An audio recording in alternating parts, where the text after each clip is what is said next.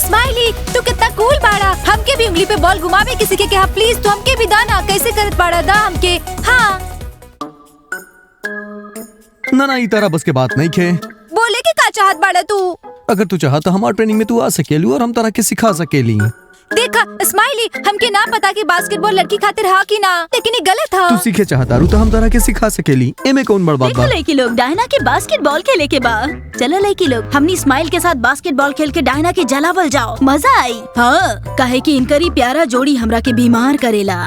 तो के पता है लड़की लोग हमने के कुछ करे के चाहिए दोनों के ब्रेकअप करावे खातिर। बास्केटबॉल प्लेयर्स की वजह से हम लोग अपन दोस्त खो देनी हा। प्रवास की का तुमके गला लगा सकेला? हाँ लगा सकेनी। हाँ सबके जलन होवे के चाहिए। हाँ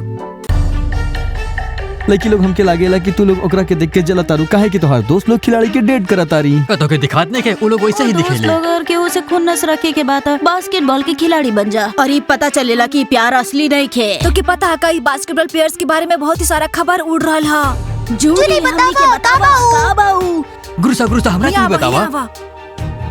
स्माइली और मोटा आईब्रो वाला लड़का जब वो लोग डेट करत रहे लड़की लोग के तो ओकरा रिंग देहलस और जब ब्रेकअप हो गई तो ओकरा से रिंग ले लेलस रहे। हाँ ये बात है। का लग रहा? हाँ सच कह रहा। सोचा कितना कंजूस पड़े वो लोग। हाँ कर सकेले वो लोग। हाँ ऐसा ना करे के चाहिए। हाँ वो लोग सब कुछ के लिए बाड़े लेकिन एक रिंग खातिर वो लोग लड़की के अपन उंगली पे नचावता रहे। हम कभी गिफ्ट न देनी ना कबूत दे।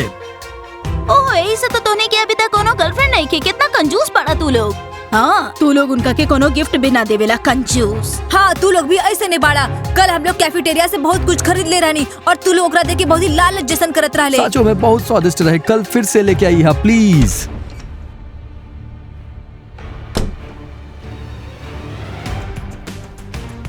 आए दोस्त लोग हम क्या लागत भाई अभी जाके आओ तुम। अर्ते मसल में 4th क्लास जल्दी होगी। हम क्या खेल छोड़ दा हम अभी तक नाश्ता भी न केले बानी। लड़की लोग का तू हम लोग के पैसा देबू? लो एगो और कंजूस इंसान आ गए पैसा मांगे खाते। जब हमने इनका कुछ खरीदे कहे नहीं तो ये हमने के ही खरीदे के कहेला कंजूस। हाँ सही कहला ई बा कंजूस। हे प्लीज तू शांत हो जा। असल में ना। ओहो तो के चिल्लावे की जरूरत ना है। ठीक है ना चुप करा। हाँ हमने सब सुन सकते यहाँ से ठीक बा ना। अरे तू देखा तारा ना हमने डायना के आसपास भी ना जा सकेली। खिलाड़ी लोग हमेशा ओकरा से चिपकल रहे ले। वो देखा या ना और ब्राउज के अरे छोड़ा जाए दा टीचर हमने से कहले बाड़े कि जाके हमने उनका से नोटबुक ले चला लेवल जाए। कैसे उनका से जाके सीधा बोलता हमरा की नोटबुक चाहिए। ठीक बा हम जल्दी आ जाए। डायना हम देखा तानी डीमा तरह पास ही आवत बा। हाँ वो हमारे पास ही आ रहा देखा गुरा। हाँ डायना हमके नोटबुक चाहिए। डीमा तरह के पता ना बाना कि लड़की लोग से कैसे बात करे के चाहिए। ओ ठीक है स्माइली तो चुप कर हम बात करत हई। ओ डीमा हमारे पास नोटबुक ना हा। वो क्लास में ही पढ़ल हा। हमके समझ में ना आवता कि तू हमरा से बात करे खातिर बहाना ढूंढत बाड़ा या हमके देखे खातिर बार बार आ रहल बाड़ा। ये बिल्कुल ही गलत बात है। तो कि हमरा पास नहीं के आवे के चाहिए। हम डेट पर हैं। तोरा कोनो प्रॉब्लम है? डीमा के का ना चाहिए? सब ठीक है शुक्रिया प्रवास के तू चुप रहा।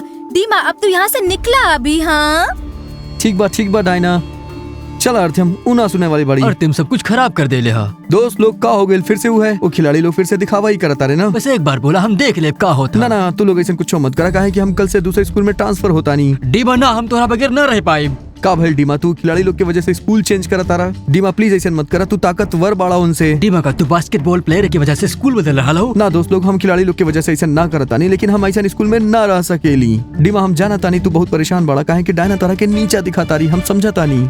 हाँ तारा के कोनो दूसरा रास्ता अपनावे के पड़ी। हाँ डायना चौक जाए जब तोरा के गर्लफ्रेंड मिल जाये। हाँ और हमहू के केहू मिल जाये। दोस्त लोग हमके इतना जल्दी गर्लफ्रेंड कैसे मिल सकेली? एकरा में समय लागेला। और कौन चीज के देख रहा हो? ई देखा बढ़िया चोटी। हमके ना पता बा।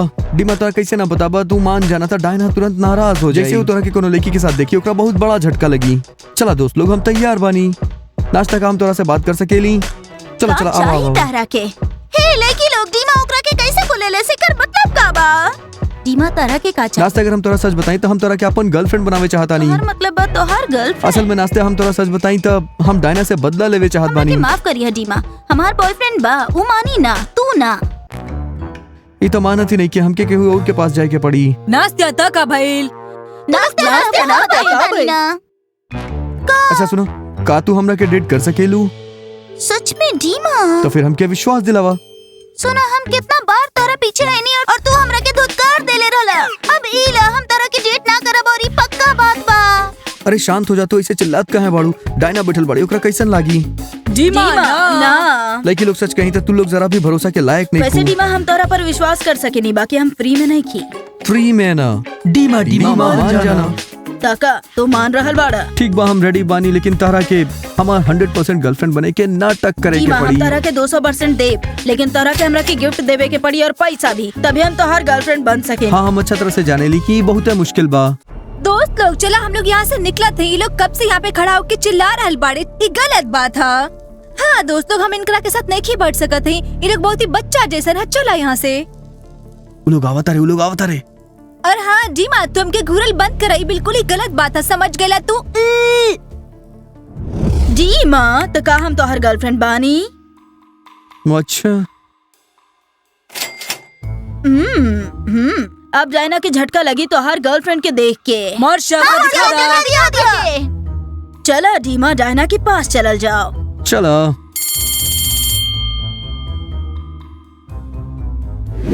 ओ सुना, अब सारा ब्रेक खत्म हो गई ला। हम तोरा के मिस करब बहुत ज्यादा।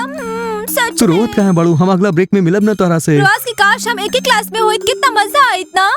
तो परेशान ना हो, सब ठीक हो जाए। हम ही लेसन तोहरा बिना कैसे करी हमार जान? हमके ना पता बा। हमनी के क्लास अलग का है। अब ई कहा हाँ? तोरा का लागेला डीमा के प्यार मिले का कबो? ओ आखिरकार हमार छोटका भाई के प्यार मिल ही गई, बहुत अच्छा बात बा है ना। सही कहनी ना हम। हाँ ठीक है, चला हम लोग बाद में मिलते तोरा से। चला थे हम, बाय। हाँ चला प्रवास के हम जाते हैं।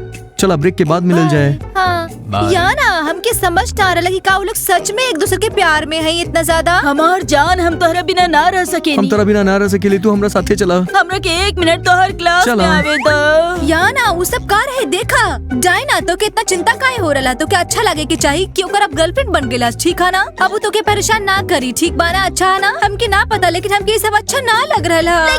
तू लोग आगे चलबू, लेसन के टाइम हो हाँ हाँ ठीक है, चल चल हमनी। हाँ अच्छा ठीक है डायना, हम चलत ही। ब्रेक के टाइम खत्म हो गईला है ना। ओ ना उ रहल मोर्शा, देखा ओकरा के। हाँ डायना, अब तो के ओकरा से फर्क नहीं पड़े के चाहिए, समझ गईला का? डीमा, हम और तू सिर्फ एक दूसरा खातिर बनल बा। ई तो हमरा के अभी पता चलल। डीमा प्लीज हमारे डेस्क पर से अपन पैर हटावा तू। हाँ हाँ दोस्त लोग देखा तारू डायना का करत तारी, हमार पैर अभी ओकर डेस्क पे बा। हाँ, हमने पहले ध्यान ही ना दे। सुना, ज्यादा ढोंग करे की जरूरत ना है। डीमा तू यहाँ पर से पैर हटाला, समझ गईला ना? हाँ ठीक बा, हम हटा देता नहीं। कहे कि हमार पैर के तो डेस्क पे आराम नहीं के मिला। तो के तुरंत करे के चाहिए डीमा। और मोर्शा तो के ना लगा था कि घंटी बज गले तो के अपन क्लास जाए के चाहिए। हाँ बतावा तू जा अब। जाए ना, हम अपन जान के बिना 1 मिनट भी ना रह हाँ, हम भी सकेनी। तारा बिना ना रह सकेली। ओ का हमारे सामने तू लोग गला लगल और किस करल बंद कर सकेला? हाँ ए तू सुन लू, डायना के पसंद नहीं आवत कहे कि हम तोहरा गले मिलतानी। जाए ना, ऐसन का है का तोहार आँख हमार चाहे वाला के ऊपर बा। लेकिन लोग देखा, मोर्शिया कैसे डीमा के गर्लफ्रेंड होके के नाटक कर रहल बाड़ी। ये ऊपर से वाली बाड़ी। अब ओ लड़की लोग तारा के पता बा, डायना के एगो सबक सिखावे के चाहिए। तो हमार जान हमरा के क्लास में जाए के हो। हाँ तू हमरा बारे में सोचिया, हम तहरा बारे में। अलविदा हमार जान। डीमा तहरा ये हमरा तरफ से प्यारा से झप्पी।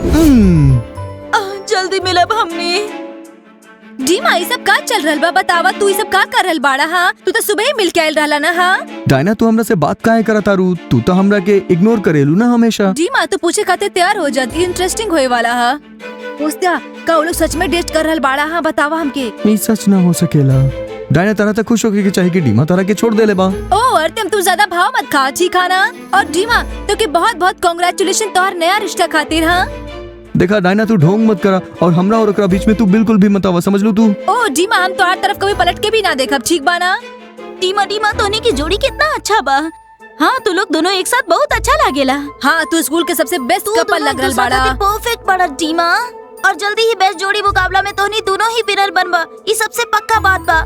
लेकिन लोग हमार बात सुना, हमार और ओकर जोड़ी सबसे बेस्ट बा।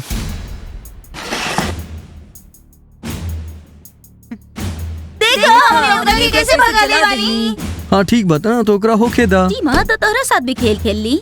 हमरा लगेला कि हमने गिफ्ट के हकदार बानी। छोटा वाला दोस्त लोग, हम उलझन में हैं। हम एगो बास्केटबॉल प्लेयर्स के साथ प्यार में हैं, पर जब हम मोर्शा के डीमा के साथ देखनी तो हमके बहुत ही जलन होत रहा।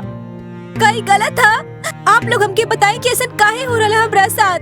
हमके ना पता कि हमके का करे के चाहिए। हमके ना पता हमरा साथ ऐसा काहे हो रहा। दोस्त लोग हमारे चैनल के सब्सक्राइब करी, फिर आपके पता चली कि ये सब के अंत कैसे भइल।